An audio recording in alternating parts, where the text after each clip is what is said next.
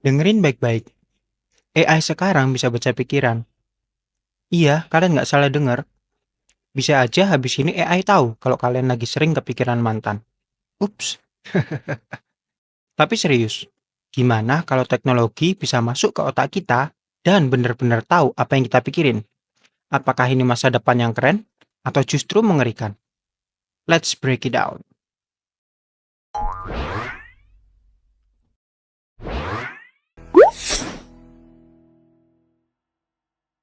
Hai Digital Friends, welcome back di Pusat Digital, channel di mana kita akan bahas segala hal tentang teknologi.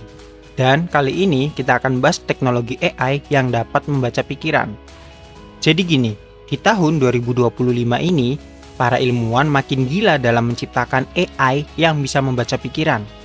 Sebuah penelitian terbaru dari beberapa universitas ternama sudah berhasil bikin AI yang bisa menerjemahkan aktivitas otak jadi teks. Bayangin aja, kalian nggak perlu lagi ngetik, cukup mikir aja dan AI bakal nulis buat kalian. Nggak ada lagi tipe-tipean. Nah, teknologi ini bekerja dengan cara membaca sinyal otak kita, terutama dengan alat yang namanya fMRI atau EEG. Ini kayak semacam scanner otak yang bisa mendeteksi pola aktivitas neuron kita. Dari data ini, AI belajar menerjemahkan sinyal tadi jadi bahasa yang bisa dipahami manusia. Simpelnya, otak kita jadi keyboard dan AI jadi Google Docs-nya. Bahkan, beberapa eksperimen terbaru menunjukkan bahwa teknologi ini bisa digunakan untuk menerjemahkan mimpi. Jadi, kalau kalian penasaran sama isi mimpi kalian, mungkin di masa depan bisa langsung direkam dan ditonton ulang. Serem atau seru nih? Selain itu, para peneliti juga mulai mengembangkan teknologi yang memungkinkan AI untuk mendeteksi emosi hanya dengan membaca gelombang otak. Bayangin, kalau AI bisa tahu kalian lagi galau atau seneng tanpa harus ngomong apa-apa. Mungkin di masa depan, AI bisa langsung nyaranin playlist lagu yang cocok sesuai mood kalian. AI jadi kayak sahabat virtual yang bisa baca perasaan kita. Oke, sekarang pertanyaannya, teknologi ini bisa dipakai buat apa aja? Nah, ada beberapa kemungkinan yang gila banget nih Digital Friends. Pertama, untuk komunikasi orang yang nggak bisa bicara. Misalnya, orang yang mengalami kelumpuhan atau kondisi seperti lock-in syndrome, dengan teknologi ini, mereka bisa ngobrol hanya dengan berpikir. Keren banget kan? Kedua, buat gaming. Bayangin, main game MOBA tanpa joystick. Nggak kayak game sebelah, MOBA kok analog. Oh, Battle oh! Cukup mikirin gerakan karakter dan langsung kejadian di layar. Wah, pemain MOBA analog bakal makin jago nih. Nggak ada alasan slow hand lagi. Ketiga, bisa buat nulis cepat. Nggak ada lagi writer's block karena ide langsung ditransfer dari otak ke layar. Tapi hati-hati juga, kalau kepikiran hal-hal aneh pas lagi kerja, jangan sampai AI malah auto-publish.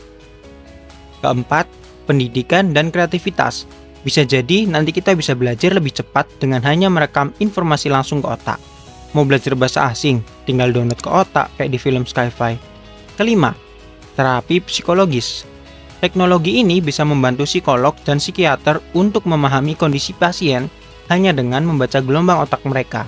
Misalnya, AI bisa mendeteksi gangguan kecemasan atau depresi sebelum pasien menyadarinya sendiri.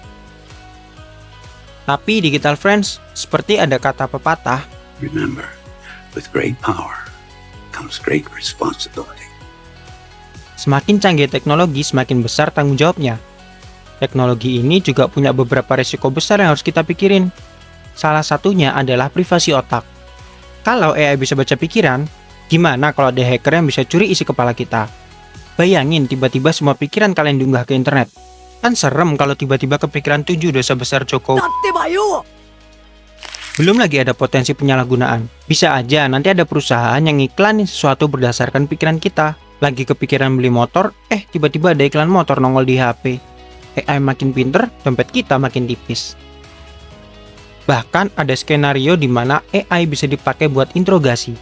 Bayangin kalau seseorang nggak bisa bohong lagi karena AI bisa langsung baca pikirannya. Bisa-bisa nggak ada lagi rahasia di dunia ini. Waduh. Ada juga kemungkinan AI bisa dimanfaatkan untuk memanipulasi pikiran. Misalnya, perusahaan atau pemerintah menggunakan teknologi ini untuk mempengaruhi keputusan seseorang tanpa disadari. Serem banget kan kalau tiba-tiba kita jadi suka sesuatu tanpa tahu kenapa. Dan terakhir, ada pertanyaan filosofis. Apakah kita masih punya kebebasan berpikir kalau AI bisa baca semua yang ada di kepala kita? Bukan cuma dalam ngomong, tapi juga dalam mikir. Jadi gimana nih Digital Friends? Menurut kalian, AI yang bisa baca pikiran ini lebih ke arah inovasi keren atau malah bikin kita was-was?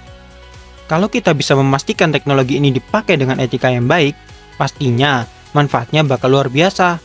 Tapi kalau nggak hati-hati, bisa aja ini jadi awal dari era di mana pikiran kita nggak lagi sepenuhnya milik kita sendiri.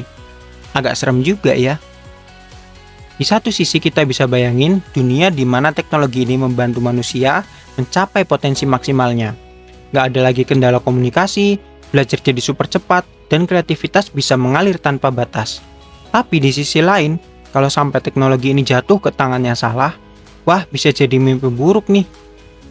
Tulis pendapat kalian di kolom komentar, apakah kalian excited atau malah takut sama teknologi ini.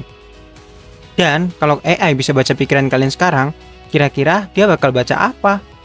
Jangan-jangan lagi mikirin apa kerjanya DPR. Kerja. Kerjakan ya. Jangan lupa like kalau kalian suka video ini, subscribe untuk konten-konten seru lainnya, dan nyalain lonceng biar kalian nggak ketinggalan update terbaru dari Pusat Digital.